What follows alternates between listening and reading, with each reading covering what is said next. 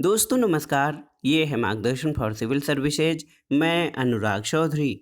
दोस्तों एनसीईआरटी के अध्यायवार वस्तुनिष्ठ प्रश्नों की श्रृंखला में इस वीडियो में हम सॉल्व करेंगे 9वीं कक्षा के विज्ञान के अध्याय 7 जीवों में विविधता से संबंधित महत्वपूर्ण प्रश्नों को, जो आपके आगामी परीक्षाओं के सामान्य अध्ययन और सामान्य ज्ञान के लिए बहुत ही उपयोगी है। तो आइए शुरू करते हैं आज का वीडियो। जीवों में विविधता अध्याय से संबंधित जो पहला प्रश्न है, देखिए, निम्नलिखित कथनों पर विचार कीजिए। पहला है कि केंद्रक युक्त कोशिकाओं में बहुकोशिकीय जीव के निर्माण की क्षमता होती है, सही है। और दूसरा है कि ऐसी कोशिकाएं श्रम विभाजन सिद्धांत के विपरीत कार्य करती हैं, जो एक साथ समूह बनाकर किसी जीव का निर्माण करती हैं। उपर्युक्त कथनों में कौन सा सही है, आपसे पूछा गया है। तो सही उत्तर है दोस्तों, कथन एक सही है, कथन दो सही नहीं है। तो ऑप्शन ए आपका सही उत्तर हो जाएगा। सही कथन केवल एक है कि केंद्रक युक्त कोशिकाओं में बहुकोशिकीय जीव के निर्माण की क्षमता होती है। दोस्तों आप देख लीजिए कि केंद्रक युक्त कोशिका में बहुकोशिकीय जीव के निर्माण की क्षमता होती है, क्योंकि वे किन्हीं खास कार्यों के लिए विशिष्टीकृत हो सकते हैं, इसलिए कथन एक सही है। जो कोशिकाएं एक साथ समूह बनाकर किसी जीव का निर्माण करती हैं, उनमें श्रम विभाजन पाया जाता है और वे उसी के अनुरूप कार्य करती हैं। शारीरिक रचना में ये सभी कोशिकाएं एक समान नहीं होती हैं, बल्कि कोशिकाओं के समूह कुछ खास कार्यों के लिए विशिष्टीकृत हो जाते हैं, इसलिए कथन दो आपका गलत है। तो याद रखिएगा दोस्तों, केंद्रक युक्त कोशिकाओं में बहुकोशिकीय जीव के निर्माण की क्षमता होती है। अगला प्रश्न है दोस्तों, पृथ्वी पर कर्क रेखा और मकर रेखा के बीच के क्षेत्र में एक गर्मी और नमी वाला भाग है। निम्नलिखित कथनों में से कौन सा इस भाग की सही व्याख्या करता है? तो पहला है कि यहाँ पौधों और जंतुओं में अधिक विविधता पाई जाती है, यहाँ मरुस्थलीय जलवायु पाई जाती है, यहाँ वर्षा और चक्रवात रहित क्षेत्र है, या फिर यह क्षेत्र सदाबहार वनों के लिए प्रतिकूल है। तो दोस्तों पृथ्वी की कर्क रेखा और मकर रेखा के बीच एक क्षेत्र पाया जाता है, जो अत्यधिक गर्मी और नमी वाला भाग है। यहाँ की विशेषताओं से सही व्याख्या है कि यहाँ पौधों और जंतुओं में अत्यधिक विविधता पाई जाती है। ऑप्शन ए आपका सही उत्तर है। दोस्तों पृथ्वी पर कर्क रेखा और मकर रेखा के बीच का जो क्षेत्र है, ये गर्मी और नमी वाला भाग है। वहाँ पौधों और जंतुओं में काफ़ी विविधता पाई जाती है, इसलिए ये क्षेत्र मेगा डाइवर्सिटी, या जिसको कहा जाए कि उच्च जैव विविधता वाला क्षेत्र कहा जाता है। दोस्तों पृथ्वी पर जो बायोडाइवर्सिटी पाई जाती है, उसका आधे से अधिक भाग कुछ एक देशों जैसे Brazil, Colombia, Ecuador, Peru, Mexico, Zaire, Madagascar, Australia, चीन, भारत, इंडोनेशिया और मलेशिया आदि में केंद्रित है। अगला प्रश्न है दोस्तों, बहुत ही महत्वपूर्ण है कि निम्नलिखित में से कौन जैव विकास की अवधारणा से संबंधित विचारक है? ऑप्शन है Ernest Haeckel, Charles Darwin, Robert Whittaker या कार्ल बोस। तो सही उत्तर है ऑप्शन बी, चार्ल्स डार्विन। दोस्तों चार्ल्स डार्विन ने 1859 में अपनी पुस्तक द ओरिजिन ऑफ स्पीसीज में जैव विकास की अवधारणा को प्रस्तुत किया था। अर्नेस्ट हैकल, रॉबर्ट व्हिटेकर और कार्ल बोस ने सारे सजीवों को जगत नामक बड़े वर्गों में विभाजित करने का प्रयास किया है। अगला प्रश्न है दोस्तों, जीवों को 5 जगत यानी किंगडम में वर्गीकृत किया गया है। निम्नलिखित में से कौन सा इसमें सम्मिलित है? मोनेरा जगत, प्रोटिस्टा जगत, कवक, प्लांटी और एनिमेलिया। तो सही उत्तर क्या हो जाएगा दोस्तों? सही उत्तर हो जाएगा ऑप्शन डी, 1, 2, 3, 4, 5। तो ये बहुत ही महत्वपूर्ण प्रश्न है। ये जीवों के वर्गीकरण का जो मुख्य आधार है, यही 5 है। इसमें देखिए, जीवों का वर्गीकरण उनके विकास से संबंधित है। विटेकर द्वारा प्रस्तावित वर्गीकरण में जीवों के 5 जगत हैं: मोनेरा, प्रोटिस्टा, कवक, प्लांटी और एनिमेलिया। ये समूह निम्नलिखित विशेषताओं को ध्यान में रखकर बनाए गए हैं। एक तो सबसे महत्वपूर्ण बात कोशिकीय संरचना है, प्रोकैरियोटी अथवा यूकैरियोटी कोशिका। दूसरा है जीवों का शरीर एक कोशिकीय अथवा बहुकोशिकीय है, इसमें बहुकोशिकीय जीवों की संरचना जटिल होती है। तीसरा है कि कोशिका भित्ति की उपस्थिति और स्वपोषण की क्षमता। चौथा है, कार्ल बोस ने अपने वर्गीकरण में मोनेरा जगत को आर्कीबैक्टीरिया और यू बैक्टीरिया में बांट दिया है। पुनः विभिन्न स्तरों पर जीवों को उपसमूहों में वर्गीकृत किया जाता है। जैसे जगत यानी किंगडम, फाइलम यानी जंतु डिवीजन और पादप। वर्ग क्लास है, गण आर्डर है, कुल फैमिली, वंश जीनस और जाति स्पीसीज। तो इस प्रकार वर्गीकरण की आधारभूत इकाई जाति या स्पीसीज को माना जाता है। अगले प्रश्न पर चलते हैं दोस्तों। अगला प्रश्न है कि मोनेरा जगत के जीवों के संदर्भ में निम्नलिखित कथनों पर विचार कीजिए।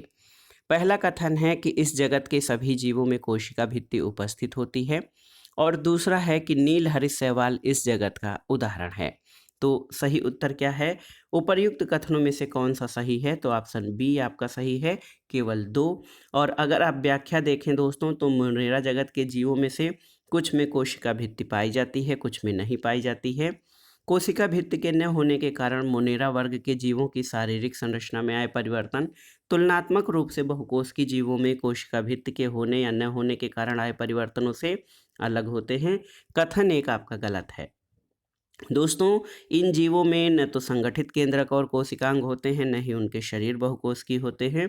पोषण के स्तर पर ये स्वपोषी अथवा विषमपोषी दोनों हो सकते हैं।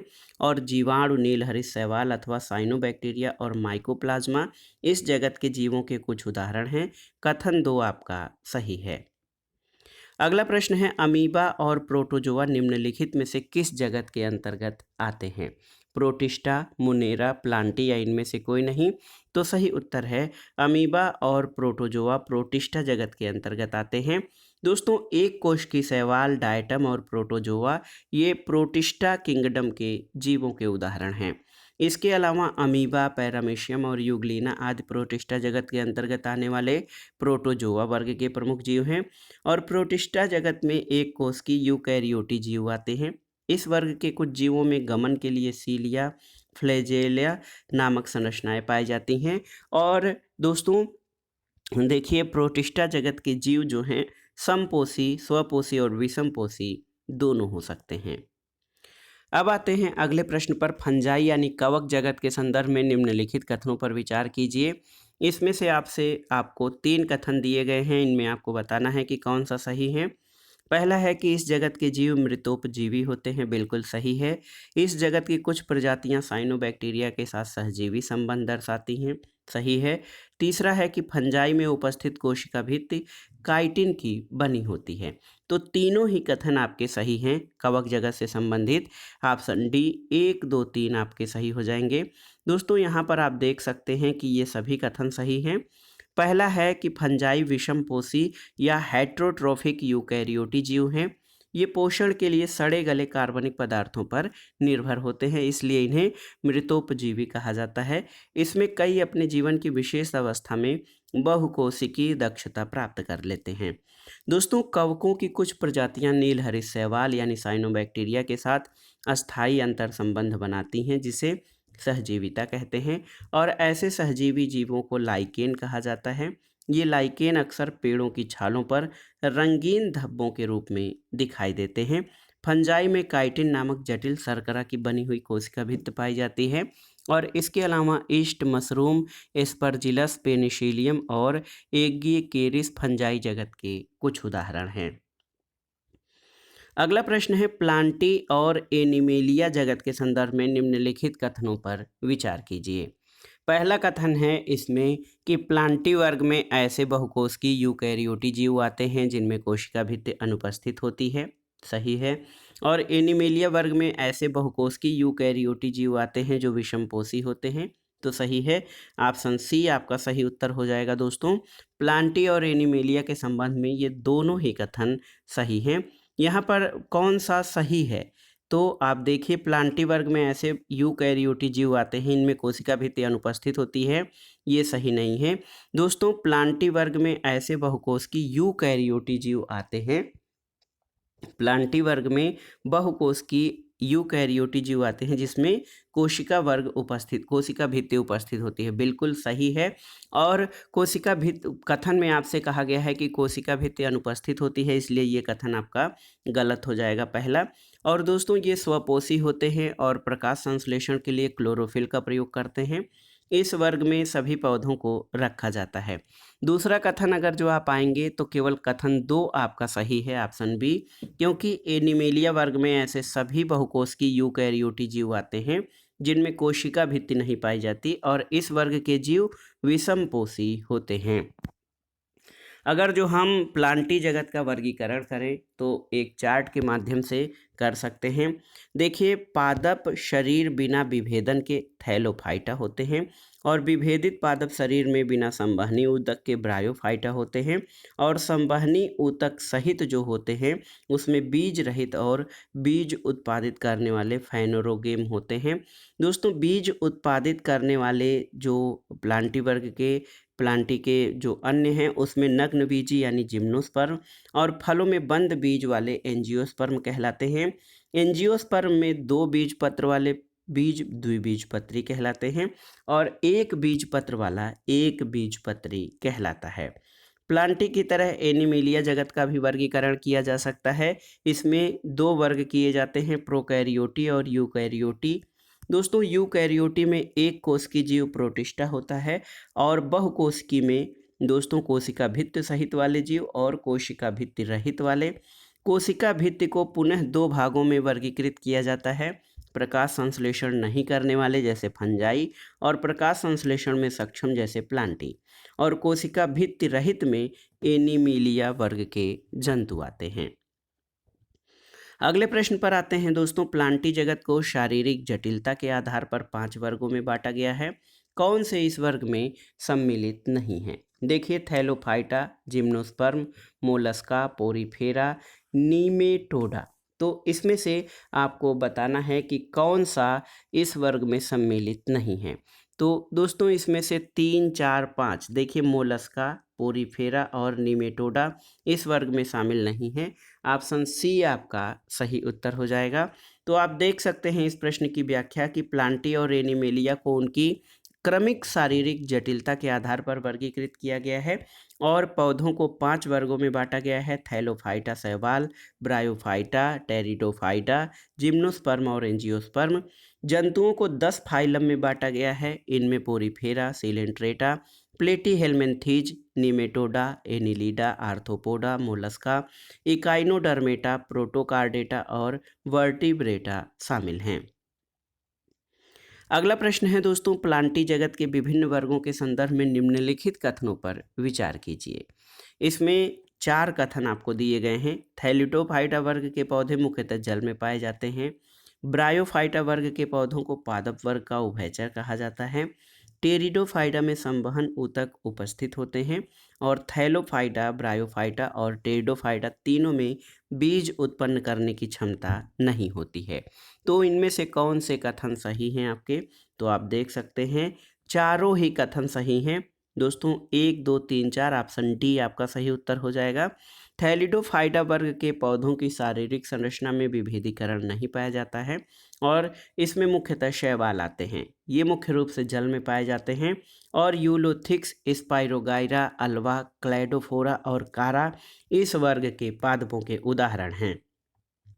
दोस्तों, ब्रायोफाइटा वर्ग के पादप वर्ग को उभयचर कहा जाता है और ये पादप तना और पत्तों जैसी संरचना में विभाजित होता है।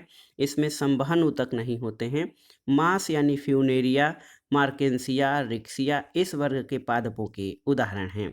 अगर हम टेरिडोफाइटा वर्ग के पौधों के बारे में जानें तो इनका शरीर जड़, तना तथा पत्ती में विभाजित होता है। इसमें जल तथा अन्य पदार्थों के संवहन के लिए संवहन ऊतक उपस्थित होते हैं। मार्सिलिया, फर्न और हार्सटेल इस वर्ग के पादपों के उदाहरण हैं। थैलोफाइटा, ब्रायोफाइटा और टेरिडोफाइटा में नग्न भ्रूण पाए जाते हैं जिन्हें बीजाणु कहते हैं और इन तीनों समूहों के पादपों में जननांग अप्रत्यक्ष होते हैं, इसलिए ये क्रिप्टोगैम कहलाते हैं। अगले प्रश्न पर आते हैं। फाइनेरोगैम पौधों को जिम्नोस्पर्म और एंजियोस्पर्म 2 भागों में विभाजित किया जाता है। तो फलों में बंद बीज वाले जो पौधे होते हैं इनमें दोस्तों देखिए, बीज उत्पादित करने वाले फाइनेरोगैम जो होते हैं उनको नग्न बीजी यानी जिम्नोस्पर्म और फलों में बंद यानी जिम्नोस्पर्म के रूप में विभाजित किया जाता है।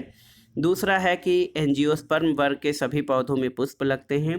तीसरा है एंजियोस्पर्म वर्ग के पौधे एक बीजपत्री, जबकि एंजियोस्पर्म वर्ग के पौधे द्विबीजपत्री होते हैं। इनमें से कौन सा कथन सही नहीं है, आपको बताना है कि कौन सा कथन सही नहीं है। तो आप देख सकते हैं 1 और 3 आपके सही नहीं हैं। ऑप्शन सी सही उत्तर हो जाएगा। दोस्तों एक बार ध्यान दीजिएगा कि क्रिप्टोगैम के विपरीत वे पौधे जिनमें देखिए जनन ऊतक पूर्णतः विकसित होते हैं, विभेदित होते हैं और जनन क्रिया के पश्चात बीज उत्पन्न करते हैं, उनको फैनरोगैम कहते हैं। इसमें बीज के अंदर भ्रूण के साथ खाद्य पदार्थ यानी भोजन होता है, जिसका उपयोग भ्रूण के प्रारंभिक विकास और अंकुरण के समय होता है। बीज की अवस्था के आधार पर फैनरोगैम को 2 भागों में जिम्नोस्पर्म यानी नग्न बीजी और एंजियोस्पर्म यानी आवृत बीजी 2 वर्गों में विभाजित किया जाता है। जिम्नोस्पर्म खुले बीज उत्पन्न करने वाले पौधे हैं, इसलिए इन्हें नग्न बीजी पौधे कहा जाता है। ये बहुवर्षीय सदाबहार और काष्ठीय होते हैं, जैसे फाइनस और साइकस। तो कथन एक गलत है, क्योंकि कथन एक में कहा गया था कि जिम्नोस्पर्म फल के अंदर बंद उत्पन्न बीज वाले पौधे हैं, तो वो गलत हो जाएगा। एंजियोस्पर्म फल के अंदर बंद बीज उत्पन्न करने वाले पौधों का वर्ग है और दोस्तों इनके बीजों का विकास अंडाशय के अंदर होता है, जो बाद में फल बन जाता है। इस उपवर्ग के पौधों के सभी सदस्यों में पुष्प लगते हैं, इसलिए इन्हें पुष्पी पादप कहा जाता है। कथन 2 आपका सही है। और एंजियोस्पर्म के पौधे में अंकुरण के समय निकलने वाले बीज पत्रों के आधार पर इन्हें 2 वर्गों एक बीजपत्री और द्विबीजपत्री में बांटा जाता है। दोस्तों एक बीजपत्री में एक बीजपत्र और द्विबीजपत्री में 2 बीजपत्र होते हैं, इसलिए कथन 3 भी आपका गलत हो जाएगा। अगला प्रश्न है दोस्तों, सूची 1 का सूची 2 से सुमेलन कीजिए और दिए गए कोट से सही उत्तर का चयन कीजिए। फाइलम और उदाहरण। पोरीफेरा का उदाहरण स्पंज है दोस्तों। देखिए पोरीफेरा में जो है फाइलम वर्ग में छिद्र युक्त जीव आते हैं। सिलेंट्रेटा में हाइड्रा आएगा, प्लेटीहेल्मिन्थीज में गोल कृमि और निमेटोडा में फीता कृमि आएगा। तो 4, 3, 2 और 1 आपका सही सुमेलन हो जाएगा। देखिए ऑप्शन बी 4, 3, 1 और 2। 4, 3 दोस्तों 4, 3, 1 और 2 यानी देखिए यहाँ पर पोरीफेरा में स्पंज, सिलेंट्रेटा में हाइड्रा, प्लेटीहेल्मिन्थीज में फीता कृमि और निमेटोडा में गोल कृमि आएगा। ऑप्शन बी आपका सही उत्तर हो जाएगा। 4, 3, 1 और 2। अगला प्रश्न है दोस्तों, यहाँ पर आप देख सकते हैं कि सूची 1 का सूची 2 से सुमेलन कीजिए और दिए गए कोट से सही उत्तर का चयन कीजिए। फाइलम और उनकी विशेषताएं हैं। तो देखिए एनिलीडा में वास्तविक देह गुहा उपस्थित होती है, बिल्कुल सही है। और आर्थ्रोपोडा में जंतु जगत का ये सबसे बड़ा वर्ग है आर्थ्रोपोडा। मोलस्का में खुला संवहनी तंत्र होता है और इकाइनोडर्मेटा में त्वचा कांटों से आच्छादित होती है।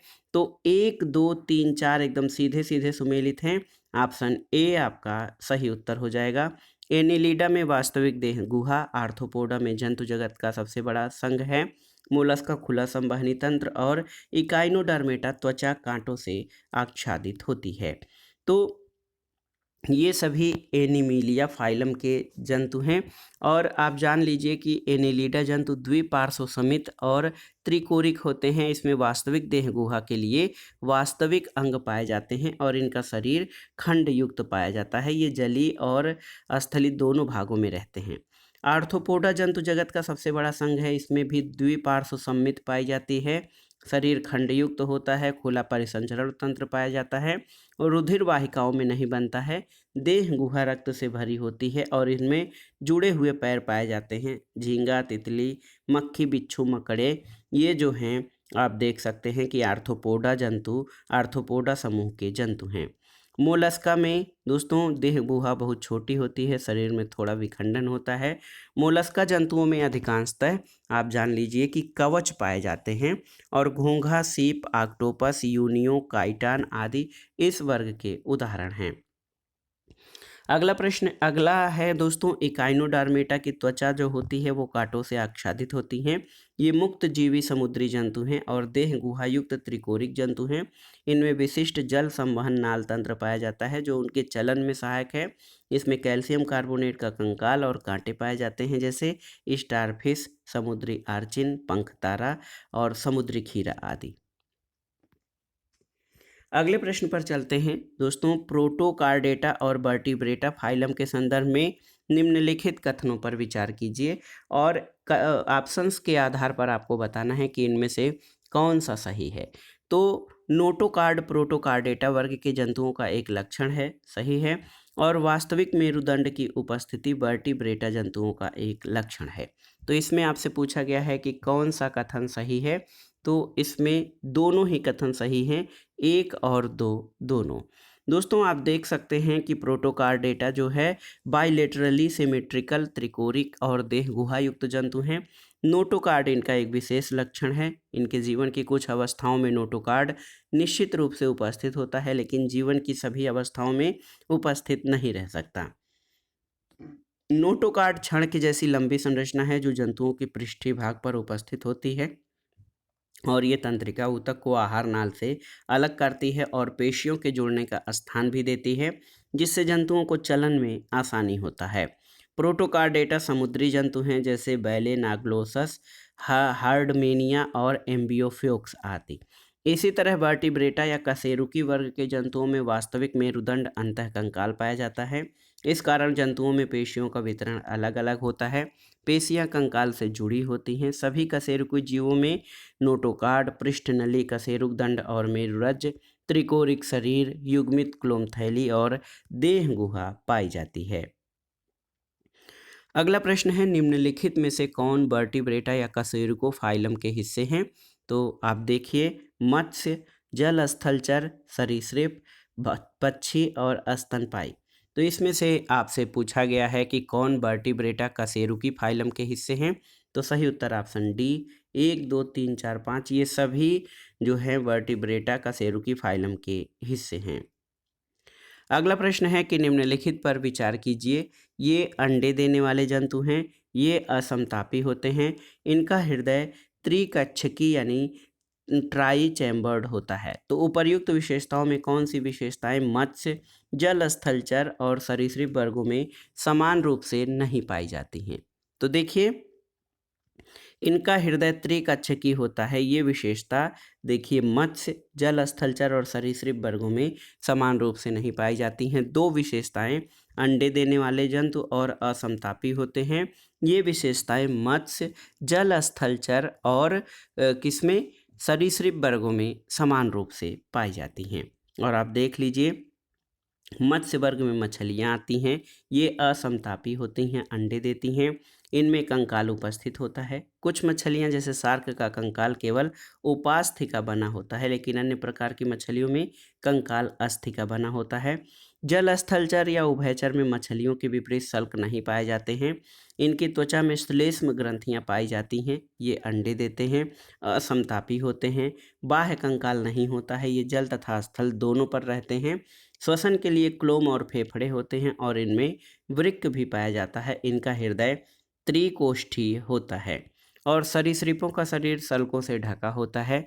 ये असमतापी हैं, अंडे देते हैं, इनमें श्वसन फेफड़ों द्वारा होता है और इनका हृदय सामान्यतः त्रिकोणीय होता है, लेकिन मगरमच्छ का हृदय चार कक्षीय होता है।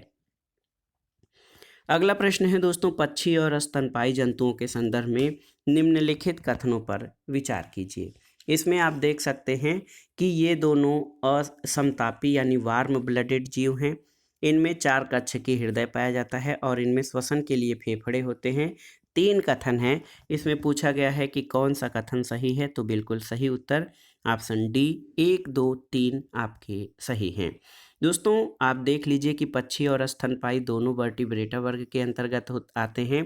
पक्षी समतापी होते हैं, इनका हृदय चार कक्षीय होता है, इनके 2 जोड़ी पैर होते हैं, आगे वाले पैर उड़ने के लिए पंखों में परिवर्तित हो जाते हैं, इनका शरीर पंखों से ढका होता है, श्वसन फेफड़ों से होता है और इस वर्ग में सभी पक्षियों को रखा जाता है।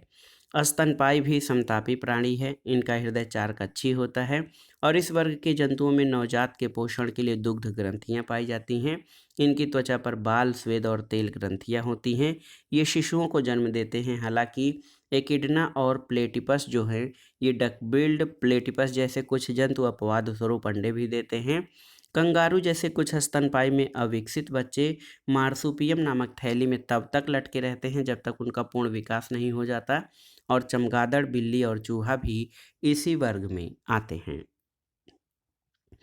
अगला प्रश्न है दोस्तों, जीवों के वैज्ञानिक नाम पद्धति के संदर्भ में निम्नलिखित कथनों पर विचार कीजिए। पहला कथन है कि इस वैज्ञानिक नाम पद्धति को सबसे पहले कैरोलस लीनियस द्वारा शुरू किया गया था। सही है। और इसके अंतर्गत नाम के लिए केवल जीनस और स्पीसीज को ही ध्यान में रखा जाता है। तो दोनों ही कथन सही हैं। ऑप्शन ए सी सही है, 1 और 2 दोनों। दोस्तों, किसी जीव का केवल एक ही वैज्ञानिक नाम होता है और पूरे संसार में वह उसी नाम से जाना जाता है। इस वैज्ञानिक नाम पद्धति का सबसे पहले प्रयोग कैरोलस लीनियस द्वारा किया गया। उन्होंने सिस्टेमा नेचुरी नामक पुस्तक लिखी जो आगे चलकर विभिन्न वर्गीकरण प्रणालियों का आधार बनी।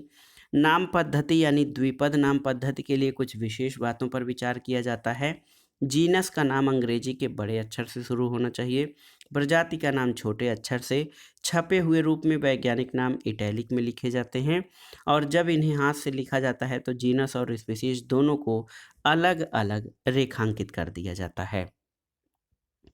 अगला प्रश्न है, निम्नलिखित में से कौन उभयचर नहीं है? देखिए, मेढक, टोड, सैलामेंडर या समुद्री घोड़ा। तो सही उत्तर है समुद्री घोड़ा। दोस्तों, मेढक, टोड और सैलामेंडर हाइला उभयचर के उदाहरण हैं, जबकि समुद्री घोड़ा मत्स्य वर्ग का जंतु है। अगला प्रश्न दोस्तों, निम्नलिखित में से कौन सा सरीसृप वर्ग का जंतु नहीं है आपसे पूछा गया है? कछुआ, ऑस्ट्रिच, उड़न छिपकली या किंग कोबरा। तो सही उत्तर है ऑस्ट्रिच। दोस्तों, कछुआ, उड़न छिपकली, घरेलू छिपकली, किंग कोबरा और कैमेलिनियन सरीसृप हैं, जबकि ऑस्ट्रिच यानी शुतुरमुर्ग, सफ़ेद स्टोर्क और नर गुच्छेदार बत्तख ये पक्षी वर्ग के अंतर्गत आते हैं। अगला प्रश्न और इस वीडियो का आखिरी प्रश्न है कि निम्नलिखित में से कौन सा जंतु स्तनपायी नहीं है? सील, व्हेल, मगरमच्छ या डॉल्फिन। तो सही उत्तर है मगरमच्छ। दोस्तों, सील, व्हेल और डॉल्फिन स्तनपायी वर्ग के हैं, जबकि मगरमच्छ सरीसृप वर्ग के अंतर्गत आता है। तो दोस्तों, ये था आज का वीडियो। इसमें आपने 9वीं कक्षा के विज्ञान के अध्याय 7 जीवों में विविधता से संबंधित महत्वपूर्ण प्रश्नों को सॉल्व किया। ये प्रश्न आपके आगामी परीक्षाओं के सामान्य अध्ययन के लिए बहुत ही उपयोगी और महत्वपूर्ण हैं। आप इन प्रश्नों को तैयार कर लीजिएगा। वीडियो आपको कैसा लगा हमें कमेंट बॉक्स में ज़रूर बताइएगा। वीडियो को लाइक करें, शेयर करें और इस चैनल मार्गदर्शन फॉर सिविल सर्विसेज को सब्सक्राइब करें। वीडियो देखने के लिए धन्यवाद। नमस्कार।